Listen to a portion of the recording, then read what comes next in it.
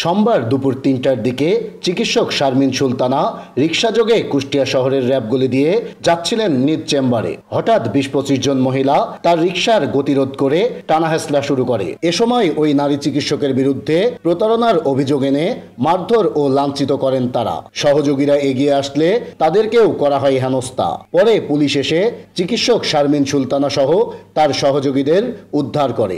আতঙ্কিতভাবে ম্যামের জিনিসপাতি যে সোনাদানা ৪-৫ ভরি যেগুলো সোনাদানা গহনা চেন সবাই ছিঁড়ে ছুঁড়ে নিয়ে যাচ্ছে। হাতের বালাটালা আমি খুব করে সেভ করার তাকে চেষ্টা করেছি, তারপরেও তারা আতঙ্কিতভাবে তারা হামলা করছে। আমি দেখলাম যে ম্যাডাম হচ্ছে রিকশার থেকে নামছে, ২০-২৫ মহিলা তাকে রিকশার থেকে চুল পাড়ে ধরে আটক করেছে এবং তার গায়ের যত গয়না ছিল ১-১.৫ ভরি গয়না সেগুলো সব কাড়ে নেছে। লাঞ্ছিতকারীদের দাবি, চিকিৎসক শারমিন সুলতানা চাকরিসহ নানা প্রলোভন দেখিয়ে বিভিন্ন মানুষের কাছ থেকে হাতিয়ে নিয়েছেন লক্ষ লক্ষ টাকা। দীর্ঘদিন ধরে পাওনা টাকা না দেওয়ায় ক্ষুব্ধ হয়ে তাকে আটক করা হয়। তবে হেনস্থা বা মারধরের কোনো ঘটনা ঘটেনি। শারমিনের কাছে আমি ৫০,০০০ টাকা দিয়েছি জমির বাবদে, কারণ জমি দেওয়ার কথা। তার অনেক সয় সম্পত্তি জমি আছে বুঝেছেন, বলেছে আমি দান করে দেবো, গরিবের মাঝে কিছু দান করে দেবো বুঝেছেন।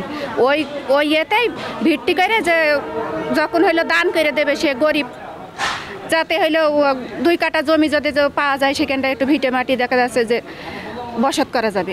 যারা আছে তাদের সবাইকে আমি বলি সবাই সাথে টাকা নিই। মেহেরপুর ওই যে আবদার মোহর আছে ওখানে আসতো, উনি যাইতো, ওনাকে ওখানে আমি টাকা দিতাম। এ বিষয়ে পুলিশ বলছে, চিকিৎসক শারমিন সুলতানাকে উদ্ধার করে হেফাজতে নিয়েছেন তারা। বিষয়টি খতিয়ে দেখে নেবেন ব্যবস্থা।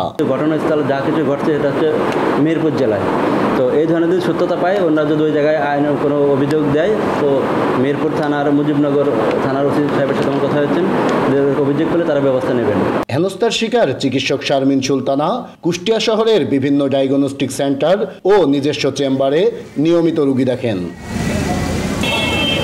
নাহিদ হাসান তিতাস, দেশ টিভি, কুষ্টিয়া।